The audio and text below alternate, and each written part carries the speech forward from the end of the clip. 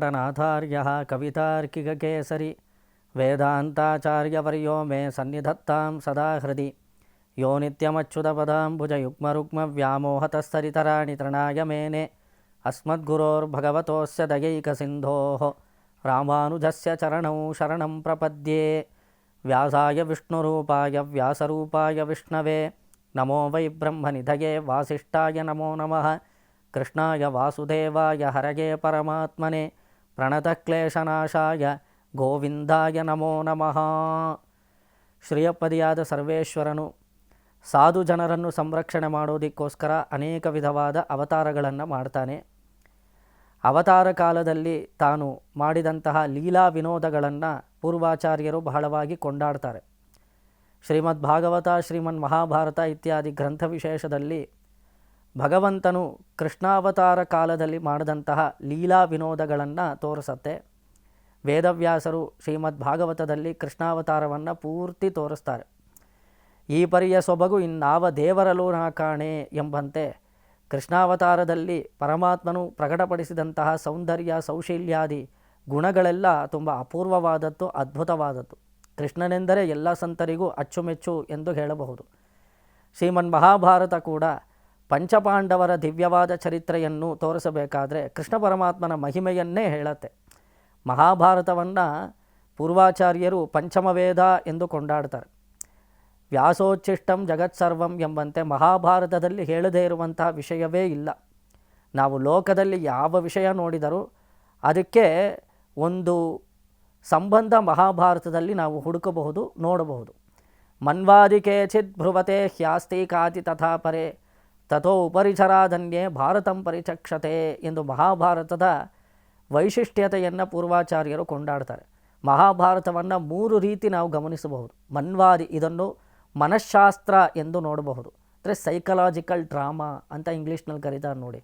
ಮನಃಶಾಸ್ತ್ರ ಅಂದರೆ ಒಂದು 5 ಕ್ಯಾರೆಕ್ಟರ್ ಇದೆ. ಅದು ಪಂಚೇಂದ್ರಿಯಗಳ ಸಂಕೇತವಾಗಿ ಪಂಚ ಪಾಂಡವರು. ದ್ರೌಪದಿ ಎಂಬುವಳು ಜೀವಾತ್ಮನ ಸಂಕೇತವಾಗಿದ್ದು ಪಂಚೇಂದ್ರಿಯಗಳೆಲ್ಲ ಜೀವಾತ್ಮನಾದ ದ್ರೌಪದಿಗೆ ಕೈ ಕೊಟ್ಟಾಗ, ದ್ರೌಪದಿಯನ್ನು ಸೆರೆಯಿಂದ ಬಿಡಿಸದೆ ಹೋದಾಗ, ದ್ರೌಪದಿ ಅವಮಾನವನ್ನು ಅವಳು ಅನುಭವಿಸಬೇಕಾದ ಕಾಲ ಬಂದಾಗ ಪಂಚ ಇಂದ್ರಿಯಗಳ ಸ್ಥಾನವಾಗಿರುವಂತಹ ಪಂಚಪಾಂಡವರು ಏನು ಮಾಡಲಿಕ್ಕೆ ಸಾಧ್ಯವಾಗಲಿಲ್ಲ. ಆಗ ಜೀವ ಏನು ಮಾಡಬೇಕು? ಪರಮಾತ್ಮನೇ ಗತಿ ಎಂದು ಶರಣಾಗತಿ ಮಾಡಬೇಕು. ಜೀವಸ್ಥಾನದಲ್ಲಿರುವಂತಹ ದ್ರೌಪದಿ ದೇವಿ ಕೃಷ್ಣ ಪರಮಾತ್ಮನಿಗೆ ಶರಣಾಗತಿ ಮಾಡಿ ಅವನು ಕಾಪಾಡಿದ, ಅವನು ಪರಮಾತ್ಮ ಸ್ವರೂಪ. ಈ ರೀತಿ ಮನ್ವಾದಿ ಕೇಚಿತ್ ಸೈಕಲಾಜಿಕಲ್ ಡ್ರಾಮಾ ಥರ ನೋಡ್ಬೋದು. ಒಬ್ಬೊಬ್ಬರು ಒಂದೊಂದು ಸಂಕೇತ ನೋಡಿ. ದುಶ್ಯಾಸನ ಕಲಿಪುರುಷನ ಕಲಿಯುಗದ ಸಂಕೇತ, ದುರ್ಯೋಧನ ಕಲಿಯುಗದ ಸಂಕೇತ. ಈ ರೀತಿ ಶಕುನಿ ಎಲ್ಲ ದುರ್ಭಾವ, ಕಾಮ, ಕ್ರೋಧ, ಲೋಭ, ಮದ, ಮಾತ್ಸರ್ಯ ಎಲ್ಲ ಕೌರವರ ಸಂಕೇತ. ಈ ಪಂಚೇಂದ್ರಿಯಗಳು ಪಾಂಡವರು, ಜೀವಾತ್ಮ ದ್ರೌಪದಿ, ಪರಮಾತ್ಮ ಶ್ರೀಕೃಷ್ಣ. ಆಗ ದ್ರೌಪದಿ ಶರಣಾಗತಿ ಮಾಡಿದ್ಲು ಅಂದರೆ ಜೀವಾತ್ಮನು ಪರಮಾತ್ಮನಿಗೆ ಶರಣಾಗಬೇಕು ಎಂದು ತೋರಿಸುತ್ತಾಳೆ ಆ ಒಂದು ಪ್ರಕರಣದಲ್ಲಿ. ಆ ರೀತಿ ಇದು ಮನಃಶಾಸ್ತ್ರಕ್ಕೆ ಸಂಬಂಧಿಸಿದ್ದು ಎಂದು ಮಹಾಭಾರತವನ್ನು ನಾವು ಗಮನಿಸಬಹುದು. ಆಸ್ತಿಕಾದಿ ತಥಾಪರೆ, ಇದೊಂದು ಐತಿಹಾಸಿಕವಾಗಿ ನಡೆದಂತಹ ಘಟನೆ ಎಂದು ಕೂಡ ನೋಡಬಹುದು. ಹಿಸ್ಟರಿ ಅಂತ ನೋಡ್ಬೋದು. ಒಂದು ಸೈಕಲಾಜಿಕಲ್ ಡ್ರಾಮಾ, ಎರಡನೇದು ಹಿಸ್ಟರಿ. ಮೂರನೇದೇನು? ಉಪರಿಚರಾಧನ್ಯೇ ಭಾರತಂ ಪರಿಚಕ್ಷತೆ. ಉಪರಿ ಅಂದರೆ ಮೇಲೆ ಅಂತ ಅರ್ಥ. ಚರಾಧನ್ಯೆ ಮೇಲೆ ವಾಸಿಸಿರುವಂತಹ ಪರಮಾತ್ಮನ ಲೀಲೆಯನ್ನು ಮಹಾಭಾರತ ತೋರಿಸುತ್ತೆ. ಇದು ಪರಮಾತ್ಮನ ಸ್ವರೂಪವನ್ನು ತೋರಿಸುತ್ತೆ. ಇದೆಲ್ಲ ಕೃಷ್ಣ ಲೀಲೆ ಎಂದು ನಾವು ಗಮನಿಸಬಹುದು. ಮಹಾಭಾರತದಲ್ಲಿ ನಡೆದಂತಹ ಕುರುಕ್ಷೇತ್ರದ ಯುದ್ಧವಾಗಲಿ, ಪ್ರತಿಯೊಂದು ಘಟನೆಗಳು ಇದು ಕೃಷ್ಣ ಪರಮಾತ್ಮನ ಲೀಲೆ ಎಂದು ನಾವು ಮಹಾಭಾರತವನ್ನು ನೋಡಬಹುದು. ಇಲ್ಲಿ ಕೃಷ್ಣನನ್ನು ಹೇಳಬೇಕಾದ್ರೆ ಉಪರಿಚರಃ ಎಂಬ ಶಬ್ದವನ್ನು ಪ್ರಯೋಗ ಮಾಡ್ತಾರೆ. ವಾಸ್ತವಿಕವಾಗಿ ಕೃಷ್ಣ ಎಲ್ಲ ಕಡೆ ಇರುವವನೇ. ದೇವರು ದೊಡ್ಡವನು ಅಂತ ನಾವು ಕೈ ತೋರಿಸಬೇಕಾದ್ರೆ ಮೇಲಕ್ಕೆ ಕೈ ತೋರಿಸ್ತೀವಿ. ವಾಸ್ತವಿಕವಾಗಿ ಎಲ್ಲ ಕಡೆ ದೇವರಿದ್ದಾನೆ. ದೇವರು ದೊಡ್ಡವನು ಅಂತ ಯಾರು ಮುಂದೆ ಕೈ ತೋರಿಸಲ್ಲ, ಹಿಂದೆ ಕೈ ತೋರಿಸಲ್ಲ, ಈ ಕಡೆ ಆ ಕಡೆ ಎಲ್ಲೂ ಕೈ ತೋರಿಸಲ್ಲ. ಎಲ್ಲರೂ ಮೇಲಕ್ಕೆ ಕೈ ತೋರಿಸ್ತಾರೆ. ಆದರೆ ಭಗವಂತ ಮೇಲೆ ಮಾತ್ರ ಇಲ್ಲ, ಎಲ್ಲ ಕಡೆ ಇದ್ದಾನೆ. ಆದರೂ ನಾವು ಮೇಲಕ್ಕೆ ಯಾಕೆ ಕೈ ತೋರಿಸ್ತೀವಿ ಅಂದರೆ ಅವನ ಮಹಿಮೆ ತುಂಬ ದೊಡ್ಡದು ಅನ್ನೋದಕ್ಕೋಸ್ಕರ, ನಮಗಿಂತಲೂ ತುಂಬ ಎತ್ತರದಲ್ಲಿರೋನು ಅನ್ನೋದಕ್ಕೋಸ್ಕರ ಮೇಲೆ ನಾವು ಉಪರಿಚರಃ ಎಂಬ ಶಬ್ದ ಅಲ್ಲಿ ಪ್ರಯೋಗ ಮಾಡ್ತಾರೆ. ಉಪರಿಚರಃ ಅಂದರೆ ಎತ್ತರದಲ್ಲಿರೋನು ಅಂತ ಅರ್ಥ. ಎಲ್ಲರಿಗಿಂತಲೂ ಮಿಗಿಲಾದವನು, ಅವನಿಗೆ ಸಮಾನವಾಗಿ ಮತ್ತೊಬ್ಬರನ್ನು ಹೇಳಲಿಕ್ಕೆ ಸಾಧ್ಯವಿಲ್ಲ. ಅವನು ನಿಸ್ಸೀಮನಾದ ಪರಮಾತ್ಮನು, ಅವನು ಉಪರಿಚರಃ, ಅವನ ಲೀಲೆ ಎಂದು ನಾವು ಮಹಾಭಾರತವನ್ನು ಗಮನಿಸಬಹುದು. ಈ ರೀತಿ ವ್ಯಾಸಾಚಾರ್ಯರು ಶ್ರೀ ಕೃಷ್ಣ ಚರಿತ್ರೆಯನ್ನು ಮಹಾಭಾರತದಲ್ಲಿ ತೋರಿಸಿದ್ದಾರೆ. ಮಹಾಭಾರತದಲ್ಲೇ ವಿಷ್ಣು ಸಹಸ್ರನಾಮ ಬರೋದು. ನಾವು ವಿಷ್ಣು ಸಹಸ್ರನಾಮವನ್ನು ಈ ಸಂಚಿಕೆಯಲ್ಲಿ ಅನುಭವಿಸುತ್ತಾ ಬರುತ್ತಿದ್ದೇವೆ. ಅದರಲ್ಲಿ 39ನೇ ಶ್ರೀನಾಮ ಆದಿತ್ಯಾಯ ನಮಃ ಎಂಬುದು. ಆದಿತ್ಯ ಅಂದರೆ ಸೂರ್ಯ ಅಂತ ಅರ್ಥ. ಅರ್ಕಮಂಡಲ ಮಧ್ಯಸ್ಥಂ ಸೂರ್ಯಕೋಟಿ ಸಮಪ್ರಭಂ ಬ್ರಹ್ಮಾದಿ ಸೇವ್ಯ ಪಾದಾಬ್ಜಂ ನೌಮಿ ಬ್ರಹ್ಮ ರಮಾಸಕಂ ಎಂದು ಪ್ರತಿ ಬ್ರಾಹ್ಮಣರು ಸಂಧ್ಯಾವಂದನೆ ಮಾಡಬೇಕಾದ್ರೆ ಸೂರ್ಯನಿಗೆ ಅರ್ಘ್ಯ ಪ್ರದಾನ ಮಾಡಿದ ನಂತರ, ಗಾಯತ್ರಿ ಮಂತ್ರವನ್ನು ಜಪ ಮಾಡಿದ ನಂತರ, ಉಪಸ್ಥಾನ ಮಾಡಿದ ನಂತರ ಸೂರ್ಯಮಂಡಲ ಮಧ್ಯವರ್ತಿಯಾದ ಶ್ರೀಮನ್ನಾರಾಯಣನನ್ನು ಧ್ಯಾನಿಸುತ್ತಾರೆ. ಅರ್ಕಮಂಡಲ ಮಧ್ಯದಲ್ಲಿ ಕೋಟಿ ಸೂರ್ಯ ಸಮಪ್ರಭನಾಗಿ ಯೋಗಿರಾಜರ ದೃಷ್ಟಿಗೆ ಗೋಚರನಾಗುವಂತಹ ಬ್ರಹ್ಮರುದ್ರಾದಿ ಇತರ ದೇವತೆಗಳಿಂದ ಸೇವಿಸಲ್ಪಡುವಂತಹ ರಮಾಸಕನು ಶಂಖಚಕ್ರ ಗದಾಪಾಣಿಯಾಗಿ ನೆಲೆಸಿರುತ್ತಾನೆ. ಅಂತಹ ಪರಮಾತ್ಮನನ್ನು ಸ್ಮರಿಸಿದರೆ ನಮಗೆ ಆರೋಗ್ಯವು ಸಿದ್ಧಿಸುತ್ತದೆ ಎಂದು ನಮಗೆ ಶಾಸ್ತ್ರದ ಮೂಲಕ ಗೊತ್ತಾಗತ್ತೆ. ಸ ಯಶ್ಚ ಯಂ ಪುರುಷೇ ಯಶ್ಚ ಸಾವಾದಿತ್ಯೇ ಸ ಏಕಃ ಎಂದು ಉಪನಿಷತ್ತು ಕೂಡ ಆದಿತ್ಯನನ್ನು ಕೊಂಡಾಡುತ್ತೆ. ಯೇಷೋಂತರಾದಿತ್ಯೇ ಹಿರಣ್ಮಯ ಪುರುಷ ಎಂದು ಅಂತರಾದಿತ್ಯ ವಿದ್ಯೆಯಲ್ಲೂ ಕೂಡ ಸೂರ್ಯಮಂಡಲ ಮಧ್ಯವರ್ತಿಯಾದಂತಹ ಪರಮಾತ್ಮನನ್ನು ಸ್ಮರಿಸುವುದರಿಂದ ಮೋಕ್ಷವೇರ್ಪಡುತ್ತದೆ ಎಂದು ತೋರಿಸ್ತಾರೆ. ಇಲ್ಲಿ ಪರಾಶರ ಭಟ್ಟರು ತಮ್ಮ ಭಗವದ್ಗುಣ ದರ್ಪಣವೆಂಬ ವಿಷ್ಣು ಸಹಸ್ರನಾಮದ ಭಾಷ್ಯದಲ್ಲಿ ಆದಿತ್ಯ ಎಂಬ ಶಬ್ದಕ್ಕೆ ಅರ್ಥ ಹೇಳಬೇಕಾದ್ರೆ ನಿವಾಸ ಸವಿತಾ ಯಸ್ಯ ಸ ಆದಿತ್ಯ ಪರಿಕೀರ್ತಿತಃ ಎಂದು ಕೊಂಡಾಡ್ತಾರೆ. ಯಾರು ಸೂರ್ಯಮಂಡಲದ ಮಧ್ಯದಲ್ಲಿ ವಾಸವಾಗಿರುತ್ತಾನೋ ಅಂಥವನು ಆದಿತ್ಯನು. ಅವನು ಶಂಖಚಕ್ರ ಗದಾಪದ್ಮಧಾರಿಯಾಗಿ ನೆಲೆಸಿರುತ್ತಾನೆ. ಧ್ಯೇಯಸ್ಸದಾ ಸವಿತ್ರಮಂಡಲ ಮಧ್ಯವರ್ತಿ ನಾರಾಯಣ ಸರಸಿಜಾಸನ ಸನ್ನಿವಿಷ್ಟ ಕೇಯುರವಾನ್ ಮಕರಕುಂಡಲವಾನ್ ಕಿರೀಟಿ ಹಾರಿ ಹಿರಣ್ಮಯ ವಪುಹು ಎಂದು ಕರೆಯಲ್ಪಡುವಂತೆ ರತ್ನಖಚಿತವಾದ ಆಭರಣಗಳನ್ನು ಧರಿಸಿದವನಾಗಿ ಕೋಟಿ ಸೂರ್ಯರಿಗೆ ಸಮಾನವಾದ ಪ್ರಭೆಯಿಂದ ಶೋಭಿಸಲ್ಪಟ್ಟಂತಹ ಕಿರೀಟವನ್ನು ಧರಿಸಿದವನಾಗಿ ಶಂಖಚಕ್ರ ಗದಾಪದ್ಮಧಾರಿಯಾಗಿ ಧಗಧಗನೆ ಜ್ವಲಿಸುತ್ತಿರುವಂತಹ ಪರಮಾತ್ಮನು ಜ್ಯೋತಿರ್ಮಂಡಲ ಮಧ್ಯವರ್ತಿಯಾದವನು ಆದಿತ್ಯ ಸ್ವರೂಪನು ಎಂದು ಭಟ್ಟರು ಭಾಷ್ಯದಲ್ಲಿ ತೋರಿಸುತ್ತಾರೆ. ಇದನ್ನು ಮತ್ತಷ್ಟು ನಾವು ಸ್ಮರಿಸಬೇಕಾದರೆ ನಾವು ಮಹಾಭಾರತದಲ್ಲೇ ನಡೆದಂತಹ ತುಂಬ ಖ್ಯಾತಿಯನ್ನು ಪಡೆಗೊಂಡಂತಹ ಒಂದು ಘಟನೆಯನ್ನು ಗಮನಿಸಬಹುದು. ಪಗಡೆಯಾಗುವುದರ ಮೂಲಕ ಪಾಂಡವರು ರಾಜ್ಯವನ್ನು ಕಳೆದುಕೊಂಡರು. ಕೌರವರಿಗೂ ಪಾಂಡವರಿಗೂ ಪಗಡೆಯಾಟ ಏರ್ಪಡುತ್ತೆ. ಶಕುನಿ ಕುತಂತ್ರದಿಂದ ಪಾಂಡವರನ್ನು ಸೋಲಿಸುತ್ತಾನೆ. ಇದೆಲ್ಲ ಕಥೆ ನಿಮಗೆ ಚೆನ್ನಾಗಿ ಗೊತ್ತೇ ಇದೆ. ಆ ಸಮಯದಲ್ಲಿ ಕರ್ಣ ಹೋಗಿ ದುರ್ಯೋಧನನಿಗೆ ಪ್ರಚೋದನೆ ಮಾಡ್ತಾನೆ.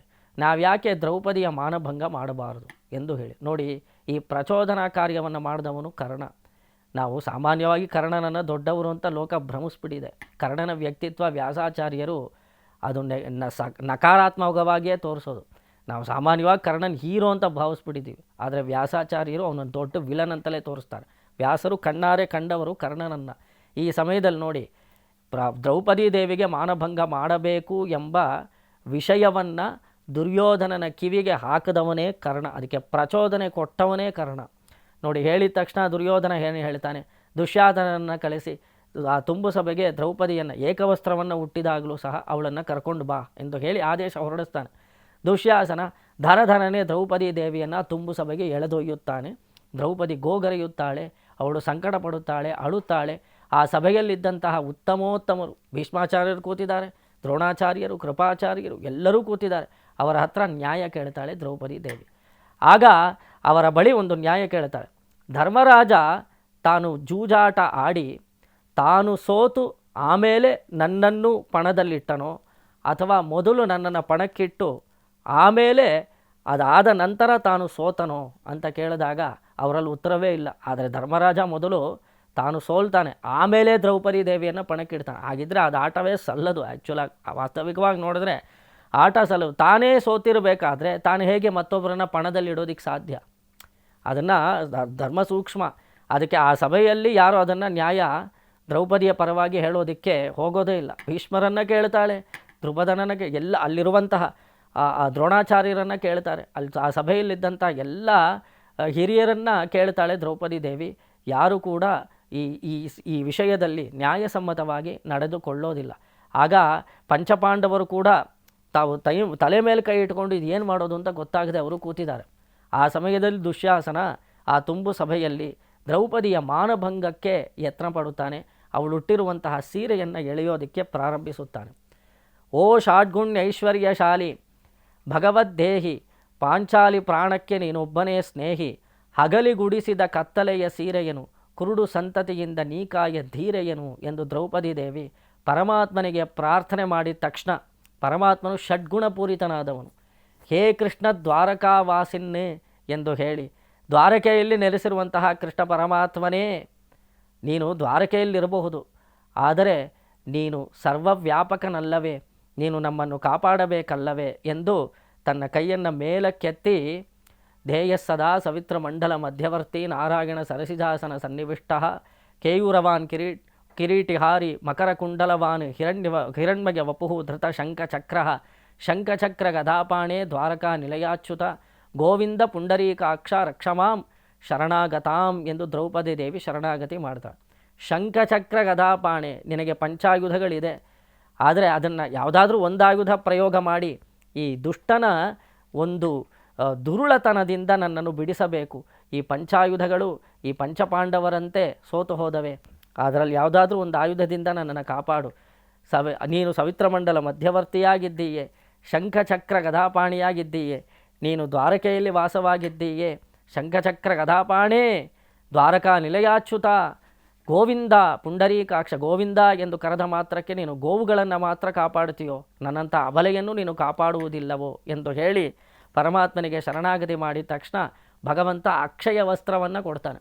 ಆಗ ದುಶ್ಯಾಸನ ಸೀರೆಯನ್ನು ಎಳೆದು ಅದು ಸೀರೆ ಬರ್ತಲೇ ಇದೆ, ಇವನು ಎಳಿತಲೇ ಇದ್ದಾನೆ, ಬರ್ತಲೇ ಇದೆ, ಎಳಿತಾನೇ ಇದ್ದಾನೆ. ಒಡನೆ ಅಲ್ಲೊಂದು ಪವಾಡ ಏರ್ಪಡತ್ತೆ.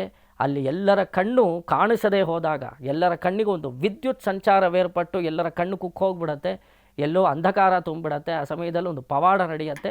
ಪರಮಾತ್ಮ ವಸ್ತ್ರವನ್ನು ಕೊಟ್ಟಿದ್ದಾನೆ ದ್ರೌಪದಿ ದೇವಿಗೆ. ಆ ಸಮಯದಲ್ಲಿ ದ್ರೌಪದಿಯ ಮಾನವನ್ನು ಸಂರಕ್ಷಣೆ ಮಾಡಿದ್ದು ಶ್ರೀಕೃಷ್ಣ ಪರಮಾತ್ಮ. ಇಲ್ಲಿ ದ್ರೌಪದಿ ಶರಣಾಗತಿ ಮಾಡಬೇಕಾದ್ರೆ ಸೂರ್ಯಮಂಡಲ ಮಧ್ಯವರ್ತಿಯಾದ ಪರಮಾತ್ಮನಿಗೆ ಶರಣಾಗತಿ ಮಾಡ್ತಾಳೆ. ಆ ಸಮಯದಲ್ಲಿ ಆದಿತ್ಯ ಸ್ವರೂಪನಾದ ಪರಮಾತ್ಮನು ಇವಳಿಗೆ ಅಕ್ಷಯ ವಸ್ತ್ರವನ್ನು ಕೊಟ್ಟು ಕಾಪಾಡಿದ ಎಂಬುದು ನಾವು ಆದ್ದರಿಂದಲೇ ಈ ಎರಡು ಶ್ಲೋಕವನ್ನು ಸಂಧ್ಯಾವಂದನೆ ಮಾಡಬೇಕಾದ್ರೆ ಒಟ್ಟಿಗೆ ಹೇಳೋ ವಾಡಿಕೆ ಇದೆ. ದ್ರೌಪದಿ ಹೇಳಿದಂತಹ ಶ್ಲೋಕ ಶಂಖಚಕ್ರ ಗದಾಪಾಣೆ ದ್ವಾರಕಾ ನಿಲಯಾಚ್ಯುತ ಗೋವಿಂದ ಪುಂಡರೀಕಾಕ್ಷ ರಕ್ಷಮಾಂ ಶರಣಾಗತಾಂ ಎಂದು ಹೇಳುವಂಥ ಆ ಶ್ಲೋಕ ಕೂಡ ಜೊತೆಗೆ ಧ್ಯೇಯ ಸದಾ ಸವಿತ್ರಮಂಡಲ ಮಧ್ಯವರ್ತಿ, ಆ ಎರಡೂ ಶ್ಲೋಕವನ್ನು ಒಟ್ಟಿಗೆ ಬ್ರಾಹ್ಮಣರು ಸಂಧ್ಯಾವಂದನೆ ಆದ ನಂತರ ಅನುಸಂಧಾನ ಮಾಡ್ತಾರೆ. ದ್ರೌಪದಿ ದೇವಿಗೆ ಅಕ್ಷಯ ವಸ್ತ್ರವನ್ನು ಕೊಟ್ಟಿದ್ದು ಆದಿತ್ಯ ಮಂಡಲ ಮಧ್ಯವರ್ತಿಯಾದ ಪರಮಾತ್ಮನಾದ ಕಾರಣ ಭಕ್ತರಿಗೋಸ್ಕರ ತಾನು ಸೂರ್ಯಮಂಡಲ ಮಧ್ಯವರ್ತಿಯಾಗಿ ಪರಮಾತ್ಮನು ನೆಲೆಸಿದ್ದಾನೆ. ಆದ್ದರಿಂದಲೇ ಅವನನ್ನು ಆದಿತ್ಯ ಎಂದು ವಿಷ್ಣು ಸಹಸ್ರನಾಮ ಕೊಂಡಾಡುತ್ತೆ.